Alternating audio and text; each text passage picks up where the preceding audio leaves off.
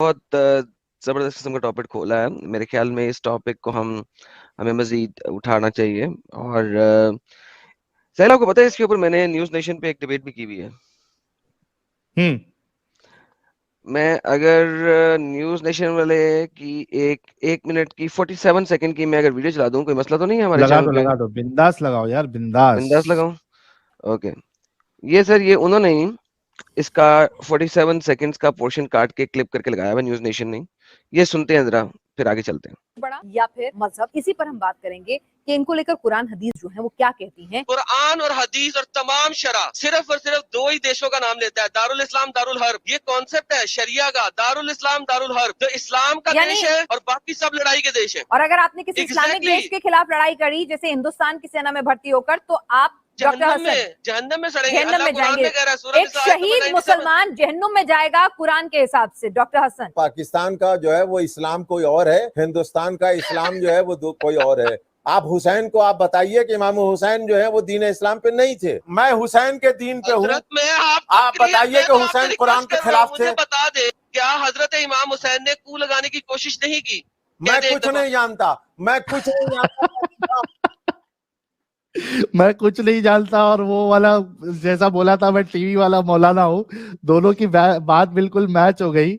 और मेरे ख्याल से वही है ना जो जिसको तुमने नहजुल बलागा बुक खोल के दिखा दी थी। जी जी, वो एकदम से काफी उसूले काफी दिखाई थी, क्या नहजुल बलागा दिखाई थी? नाजुल बलागा दिखाई थी। भाई साहब एकदम कह रहे थे कि मैं नाजुल बलागा से हटूंगा नहीं। मैंने कहा ले, नाजुल बलागा मेरे पास है, इसके ऊपर मैंने वो भी लगाए हुए मार्क्स।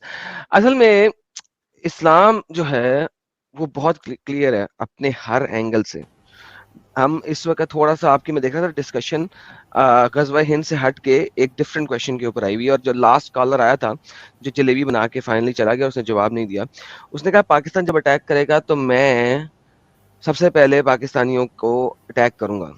इस्लाम के इस चीज के ऊपर डिफरेंट फतावाज हैं, एक नहीं। उर्दू में ले लो, अरबी में ले लो, अंग्रेजी में ले लो, जिस मर्जी फतवा को ले लो।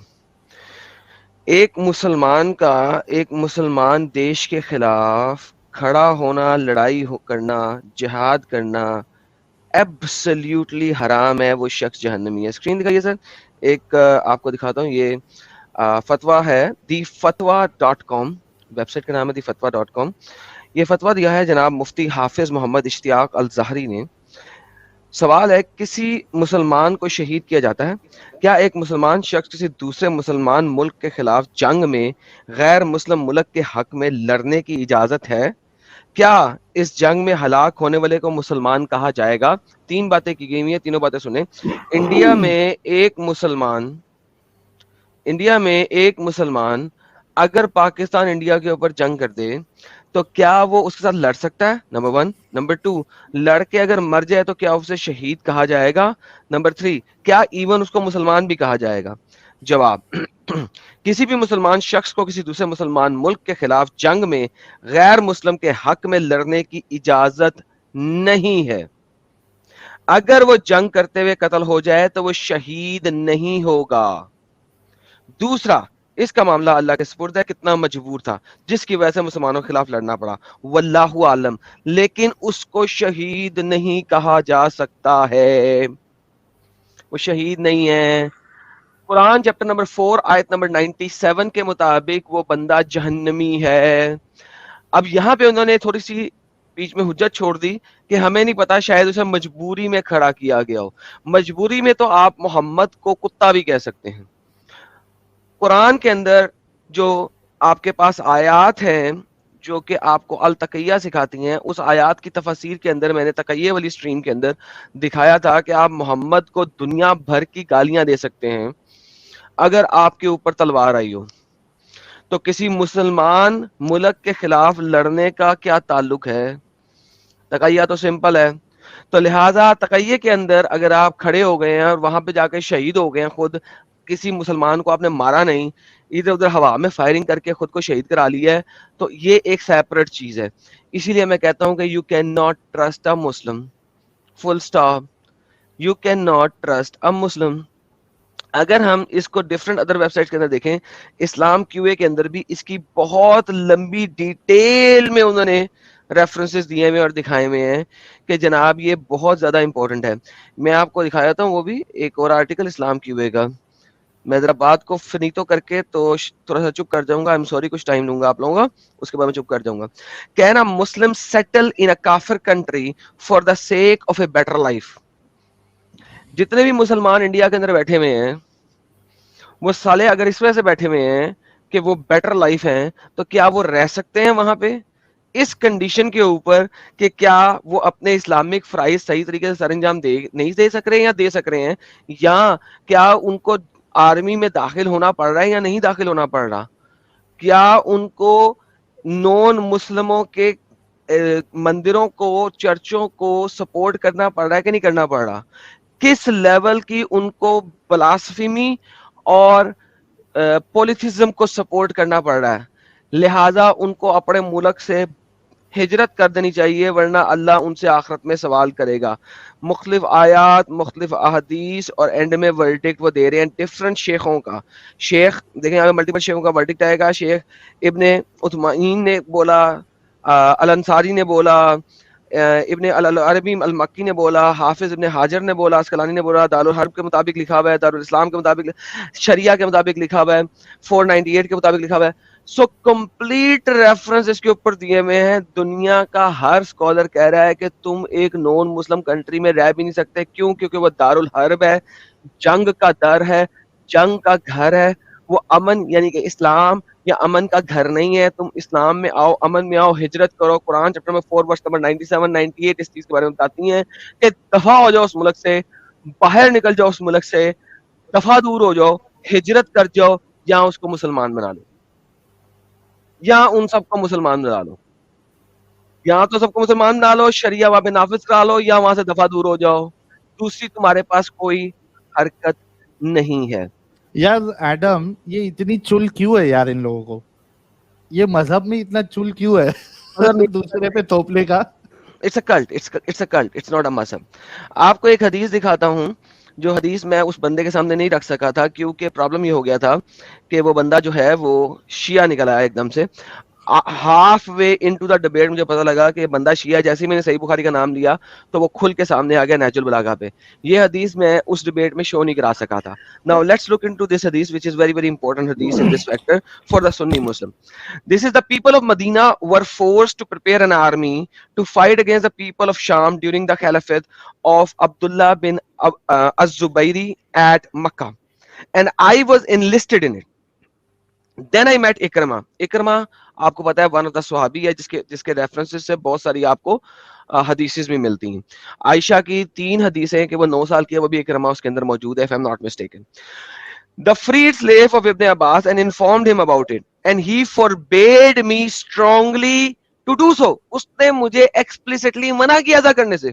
क्यों मना किया? i.e. that is to enlist in the army, कि मैं एक उस आर्मी में enlist करूं जो कि नॉन मुस्लिमों की है। And he then said, और फिर उसने कहा, Ibn Abbas informed me that some Muslim people were with the pagans, increasing the number of the pagans against Allah Messenger. An arrow used to be shot with would hit one of them, the Muslim in the company of the pagans, and kill him, or he would be struck and killed with a sword. Then Allah revealed, verily as for those whom the angels take in death while they were wronging themselves by standing among the disbelievers, Quran chapter number 4 verse number 97, Abu Ansari narrated, जहन्नमी है एक मुसलमान जो Indian army में खड़ा होके लड़ाई करते हुए पाकिस्तानी आर्मी के हाथों मरेगा। एक इंडियन मुसलमान, हर वो इंडियन मुसलमान, let me change the words in a proper manner, हर वो मुसलमान जो इंडियन आर्मी में यानी कि एक पेगन कंट्री की पेगन आर्मी में जाके एक मुसलमान कंट्री की मुसलमान आर्मी के अगेंस्ट लड़ाई करेगा और मुसलमान कंट्री की गोली से मरेगा, चूंकि वो इस्लामिक है, क्योंकि वो मुसलमान है, तो वो जन्नत में नहीं जहन्नम में सड़ेगा, कुरान और हदीस के मुताबिक और शरा के मुताबिक भी। ओ हो। ही इज अ जहन्नमी, हेल बाउंड। तो आपकी Quran chapter number 4 verse number 97 इस चीज के बारे में बता रही है, आपकी हदीस इस बारे में बता रही है, सुना अबी दाऊद 2645 इसके बारे में बता रही है, सही बुखारी जो मैं अभी आपको दिखाया वो इसके बारे में बता रही है। There is not a single conflicting argument into this. कोई एक भी स्कॉलर इससे कन्फ्लिक्शन में नहीं बोलता। 1947 से पहले किसी भी एक स्कॉलर ने इससे कन्फ्लिक्टिंग व्यू नहीं दिया। 1947 के बाद हो सकता है किसी ने दिया हो, क्योंकि इंडिया बन गया, इंडिया में मुसलमान है और 1965 की जंग हुई, तो हो सकता है किसी इंडियन स्कॉलर ने इस टाइप का एक व्यू दे दिया हो, लेकिन 1947 से पहले कोई भी स्कॉलर ने इसका कॉन्फ्लिक्टिंग व्यू नहीं दिया कि आप एक पेगन्स की आर्मी में, नॉन मुस्लिम कंट्री की आर्मी में खड़े होके मुस्लिम कंट्री के खिलाफ लड़ाई कर सकते हो, जिहाद कर सकते हो, अटैक कर सकते हो और जन्नत में जाओगे और शहीद कहलाओगे।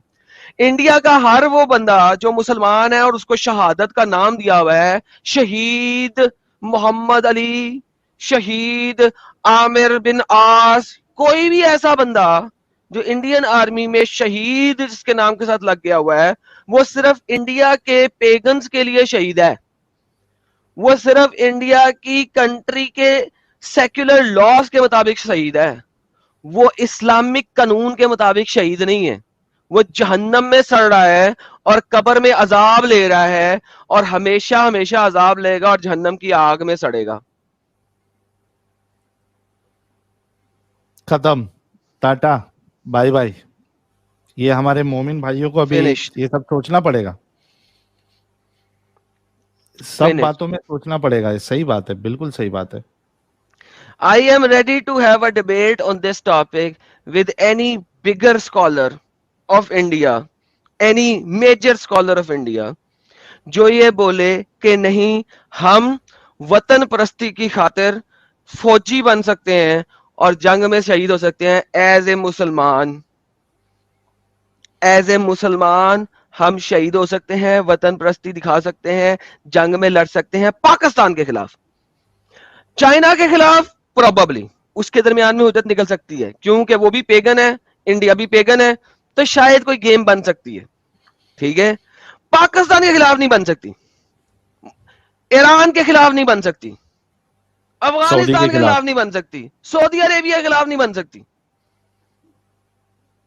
ठीक है, चाइना के खिलाफ शायद कोई हुज्जत अंदर की निकल आए, कोई गेम निकल आए, कोई गोली निकल आए, 2-4 हदीसों के बीच में से रेफरेंसेस को मिला के गेम बना ले तो शायद कुछ निकल आए। तो इंडियन आर्मी वालों को सोचना चाहिए, इंडियन के मेजर कैप्टन जनरल्स को सोचना चाहिए कि अगर उनकी फौज पलटून के अंदर कोई मुसले हैं और वो उसको तैनात कर रहे हैं पाकिस्तान के बॉर्डर पे, तो थिंक ट्वाइस कि ये बंदा शायद गोली ना चलाए।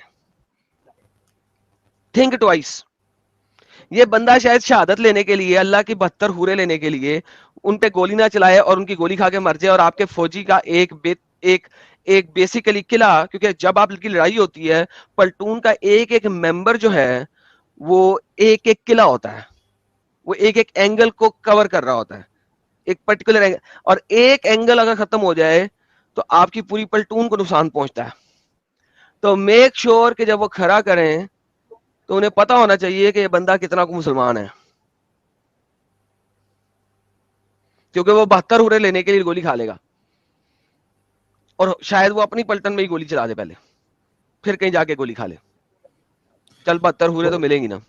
सो बेसिकली ये है कि देशभक्ति और देश के लिए लड़ना मरना ये इस्लाम नहीं सिखाता।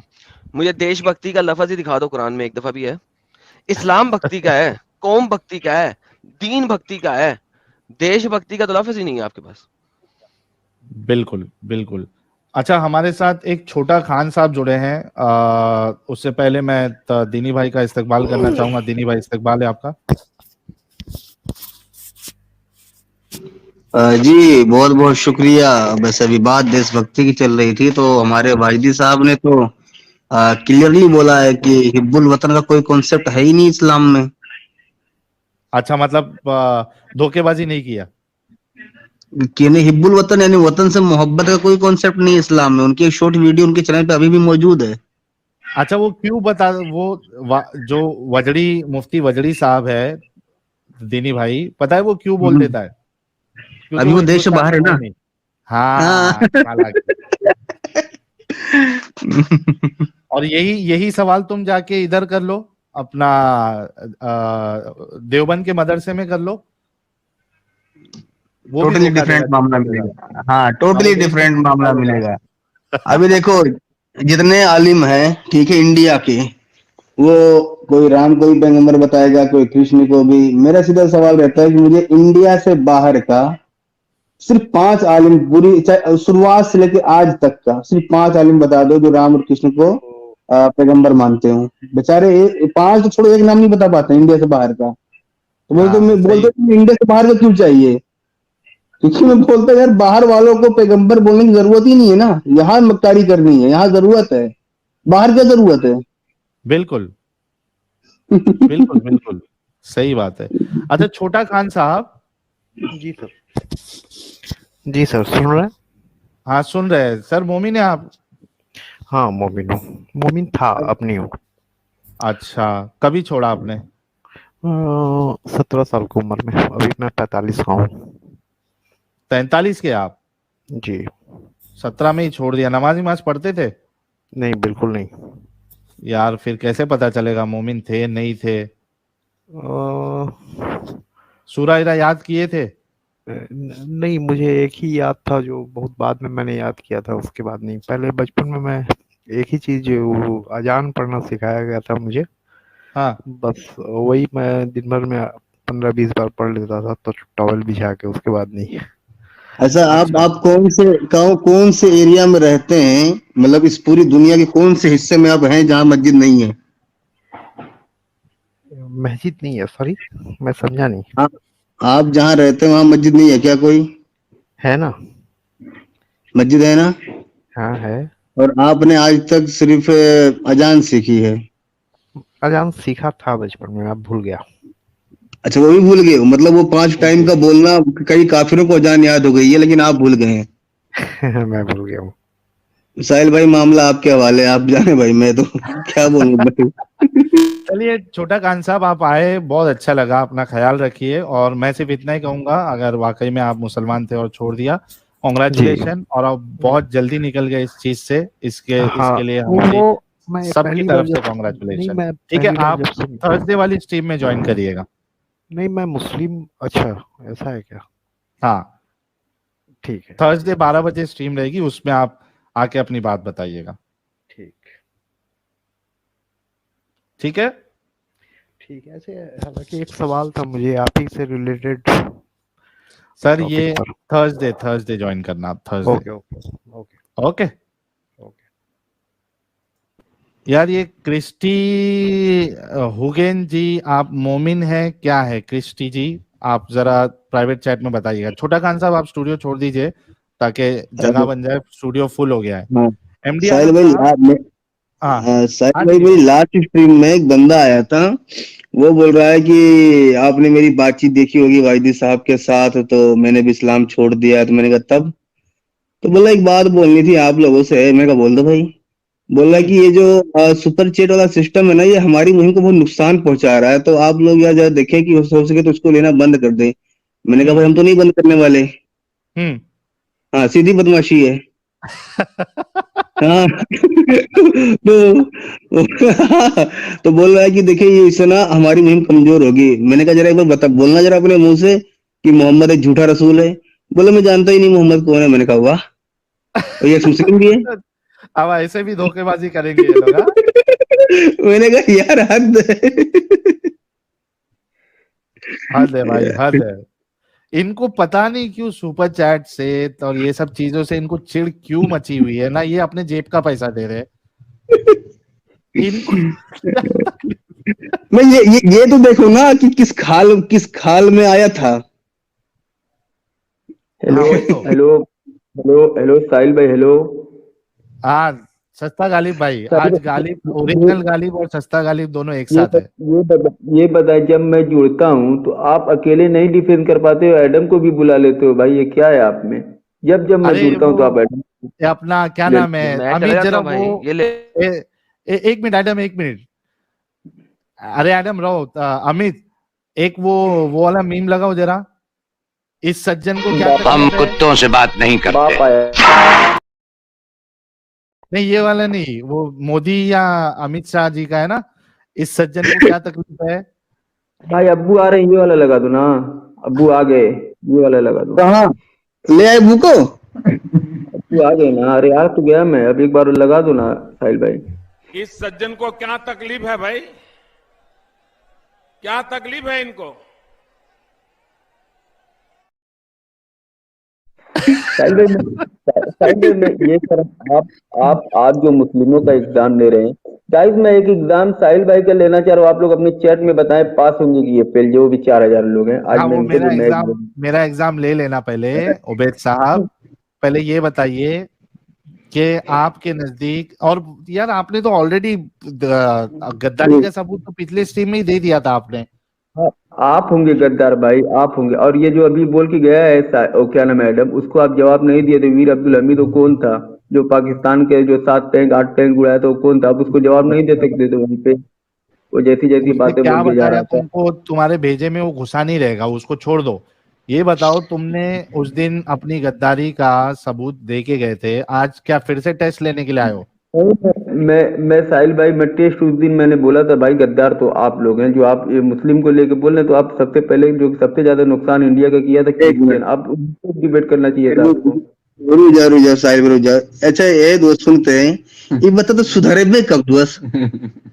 छोड़ो भाई, पहले बात कर रहे थे जो बात होती साहिल नहीं भाई, तो हम ये बता तो सुधरबे कब, हमरे समझ में नहीं आया तो आखिर कब सुधरबे? कोनो दिन डेट है? भाई मैं साहिल भाई से बात कर रहा हूँ, मैं आपकी लैंग्वेज। अरे तो छोड़ते, हम बस एक जवाब दे दे तो सुधरबे कब?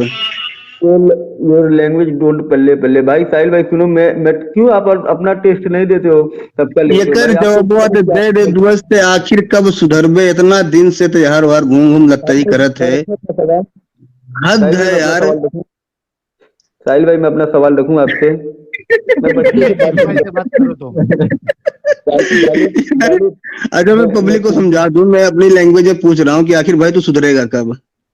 साहिल गालिब मैं तुम पे साहिल को तरजीह दे रहा हूँ, तुमको मालूम है ना? मैं तुम पे अरे यार तुम तरजीह दो, दर्जी दो, तराजू दो, वो सब मुझे नहीं चाहिए भाई, ना साहिल भाई को चाहिए, ठीक है? हम तो बस एक सवाल का जवाब दे दो, सुधरत काहे नहीं है?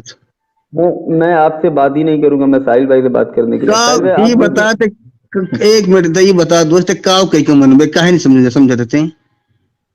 अबे गापा चोदी मत कर भाई, बात कर ले होते यार, छोड़। तोरे अकली में भूसा भरा है कि मतलब का दिक्कत का है यार? साहिल भाई आप डर रहे हो क्या? साहिल भाई तो छोड़ दे, तोरे बगलोली देखत देखत ना हम परेशान हो चुका है।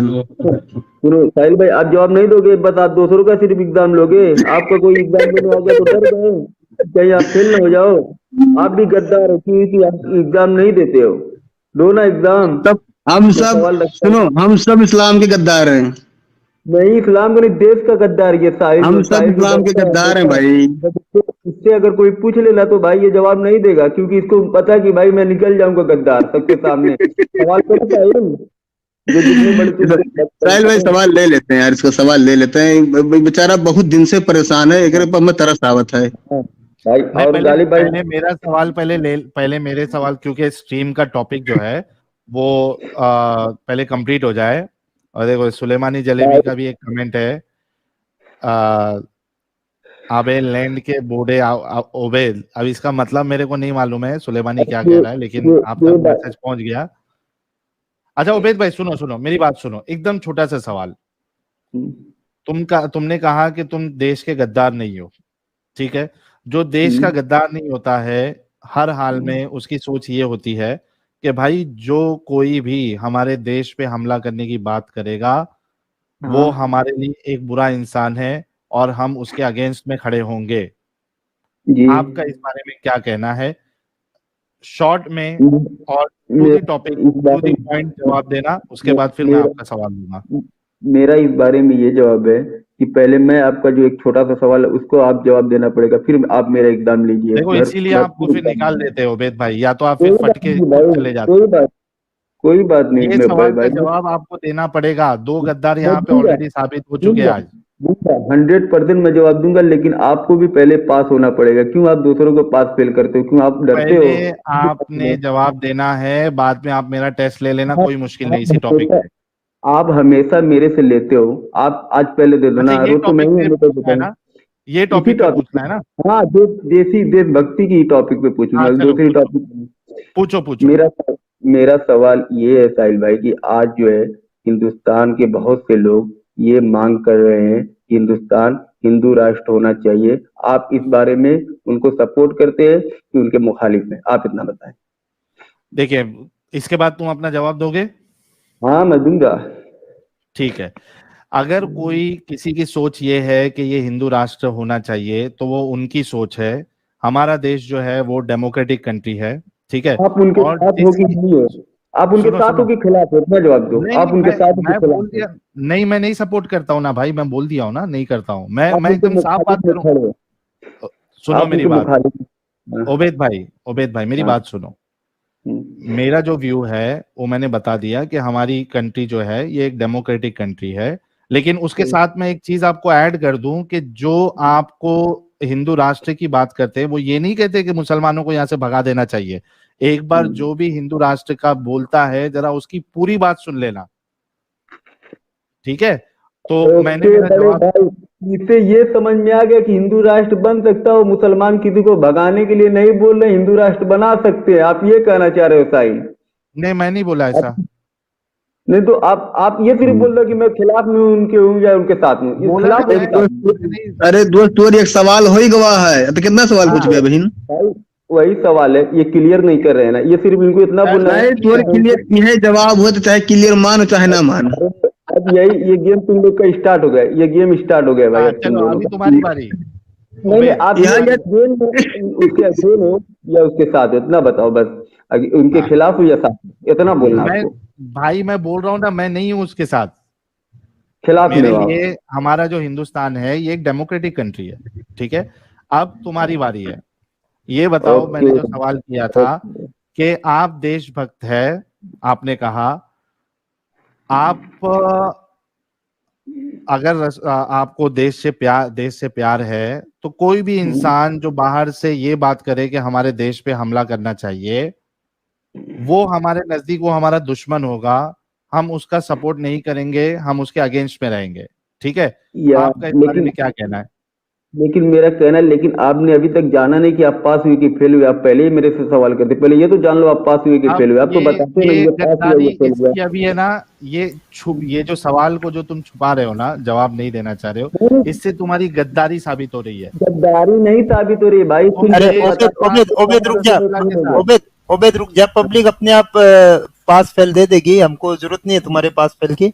और साहिल भाई एक मिनट रुक जाना, ओबेद शांत रहे। साहिल भाई 4100 लोग देख रहे हैं मेन चैनल पे, 3100 लाइक है और आज हम लोग 5000 क्रॉस करने वाले ऑलमोस्ट। तो आप एक बार पब्लिक को बोलिए लाइक करने के लिए।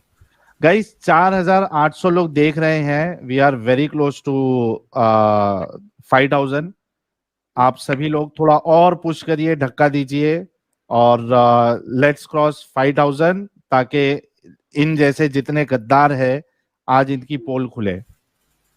1000 लाइक कम है, या तो मोमिन देख रहे हैं 1000 या फिर 1000 लाइक जो कम है वो आप लोग जो है उसको पूरा कीजिए ताकि ज्यादा से ज्यादा लोगों तक ये बात पहुंचे, लोगों की गद्दारी सामने आए, वरना ये सुधर जाए। जी उबैद भाई, सवाल का जवाब।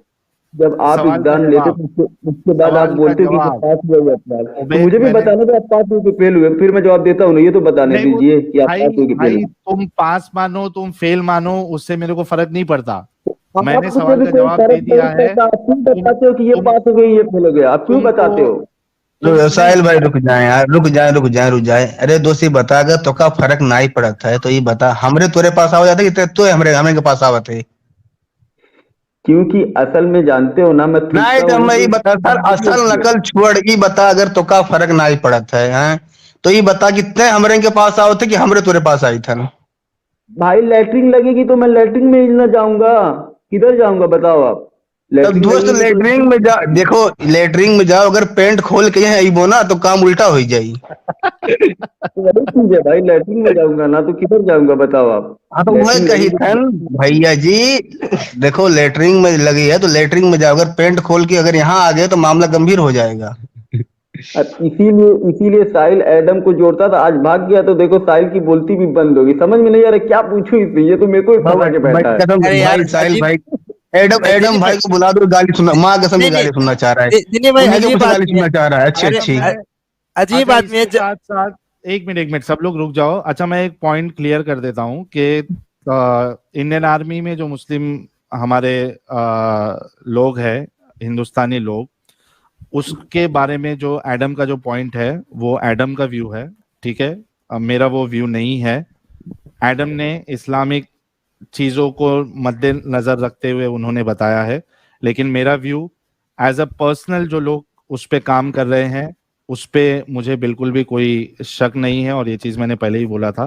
तो let me make it very clear कि वो मेरा व्यू है। लेट मी क्लियर समथिंग, वो मेरा व्यू नहीं है, वो इस्लामिक व्यू है। हाँ, इस्लामिक व्यू, वही मैंने कहा। मैं हर किस्म के मुसलमान स्कॉलर के साथ डिबेट करने को तैयार हूँ इस चीज पे कि ये एक इस्लामिक व्यू है। हर वो मुसलमान जो इंडियन आर्मी में सदके दिल से मुसलमान रह के लड़ाई करेगा, वो मुसलमान नहीं है, वो मुनाफिक है। और ये मेरा व्यू नहीं है, ये आपके तमाम स्कॉलर्स का व्यू है, मुत्तफिकल है। जो मुसलमान स्कॉलर है तमाम, उनका व्यू है। मैं सिर्फ आपको मुसलमान स्कॉलर्स का व्यू दे रहा हूँ। हर वो एग्जैक्टली इंडियन आर्मी का मुसलमान शख्स जो इंडियन आर्मी को सदके दिल से सर्व कर रहा है, वो मुसलमान नहीं है, मुनाफिक है। अभी प्रूवन ये बोलो बाय ना, every scripture, shut up, proven by every scripture of Islam, चाहे वो तफसीर हो, चाहे वो कुरान हो, चाहे वो हदीस हो। मोहम्मद के जमाने से लेके अब तक इसके अंदर किसी स्कॉलर की दो राय नहीं है। 1947 के बाद किसी स्कॉलर की दो राय हो सकती है, वो मेरे को नहीं पता, मैं पहले ही बता चुका हूँ। लेकिन 1947 से पहले तक तमाम आपके अर्ली स्कॉलर मुहद्दिस इस चीज को एज इट इज मानते हैं जो मैं बोल रहा हूँ। और मैं आपके बड़े से बड़े स्कॉलर के साथ डिबेट करने के लिए हाजिर खिदमत हूँ इस टॉपिक पे। बहुत जबरदस्त। अभी अभी साहिल भाई जो थोड़ी देर पहले बोला था कि आर्मी को जो पाकिस्तान के खिलाफ फ्रंट पे मत रखना, वैसे क्यों नहीं अभी बोल रहा है जब इससे पहले थोड़ी देर पहले बोल के गए हैं? क्यों तुम पे पहले गोली चला देगा जन्नत में जाने के लिए, ये सब बोला था जो इससे पहले। मैंने बोला था वो दोबारा बोलता हूँ। अगर वो सच्चा मुसलमान है और इस्लाम के ऊपर 100% अमल करता है, तो वो अपने ऊपर गोली चलवा लेगा ताकि जन्नत जा सके, क्योंकि इस्लामिक स्क्रिप्चर का उसे पता है। तो वो गोली खा के खुद तो रह सकता है जन्नत में, क्योंकि जन्नत में चला जाएगा 72 हुर्रे लेने के लिए, लेकिन गोली मार के जन्नत कभी नहीं जा सकता अगर उसे इस्लाम का पता है तो मैं दोबारा बोलता हूं, अगर आपको एक बंदे का इल्म नहीं है और आपको लगता है कि सच्चा वाला मुसलमान लग रहा है, तो देयर इज अ पॉसिबिलिटी कि वो अपने ऊपर गोली खा लेगा, अपना मोर्चा तोड़ देगा, क्योंकि उसको आखिरत से ज्यादा प्यार है। मैं इस टॉपिक पे भी डिबेट करने को तैयार हूं, हर मुसलमान से, स्कॉलर से, मुफ्ती से, बड़े से बड़े, बल्कि 8-10 को इकट्ठे ले आओ इस टॉपिक के ऊपर कि क्या एक मुसलमान को इस दुनिया की जिंदगी ज्यादा अजीज होनी चाहिए या आखिरत की जिंदगी अजीज होनी चाहिए। चूंकि उसको आखिरत की जिंदगी अजीज है, अगर वो सदके दिल से मुसलमान है, तो आपके पास सिर्फ एक ही राह है रास्ते में कि आपने आर्मी इसलिए ज्वाइन की है अल तकैया की बेस के ऊपर, और आपने अल तकैया की बेस के ऊपर आर्मी ज्वाइन की है कि यार मुझे आर्मी ज्वाइन करना है, मेरी मजबूरी है, लेकिन अब मैं जो हूं अपने ही मुसलमान भाई को नहीं मार सकता, लिहाजा मैं खुद मर जाता हूं ताकि जो पेगन आर्मी है ये लूज कर जाए। वंस अगेन, अगर वो सच्चा मुसलमान है तो इस्लामिक शरा, इस्लामिक अहदीस, इस्लामिक मोहम्मद की सुन्ना और कुरान की रूह से उसको असूलन ऐसा ही करना चाहिए। अगर वो नहीं करेगा तो मुनाफिकत पे मरेगा, और फरिश्ते उसको खींच खींच के नहीं, हाँक हाँक के जहन्नम में लेकर जाएंगे, ये आपकी तफसीर भी बोलती हैं, शरा भी बोलती है और आपका कुरान भी बोलता है। बल्कि एडम बहुत मस्त पॉइंट आपने रखा एंड और आपने जो भी है वो इस्लामिक रेफरेंसेस से रखा, बल्कि मैं तो ये कहना चाहूंगा, इसको इस तरीके से पेश करना चाहूंगा कि मैं तो अभी इस्लाम को और घटिया समझता हूं, क्योंकि जो लोग जो अपना मजहब और ये सब चीजों को नीचे रख के सिर्फ वो आर्मी है, उनको बस चूंकि वो एक रिलीजन से कनेक्टेड है, ठीक है, लेकिन जब वो आर्मी में जाते हैं तो वहां उनका कोई दूसरा कोई रिलीजन नहीं होता है, ठीक है, वो देश के लिए लड़ते हैं, उनको भी इस्लाम यानी उनको शहीद नहीं मानता अगर उनकी मौत हो जाए। तो यहाँ पे से तो साबित होता है कि इस्लाम कितना गंदा है। जैसा कि मैंने कहा कि इंडियन आर्मी उनको शहीद मानती है और उनके सामने शहादत लिखती है। ये सेक्युलर इंडिया है जो उनके सामने शहादत लिख रहा है। इस्लामिक रूह से वो शहीद नहीं है, वो जहन्नम वासल हुआ है।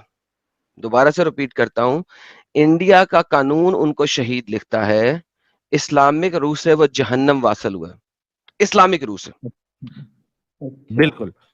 अच्छा उबैद भाई, लास्ट बार आपसे पूछ रहा हूँ वरना मैं दूसरे मोमिन को जगह देता हूँ बात करने की। ले लो आप ले लो। चलो भाई, तीसरा गद्दार साबित हो गया लिटमस टेस्ट में। जो ये सवाल को इग्नोर करे guys, he also comes under the category of गद्दार।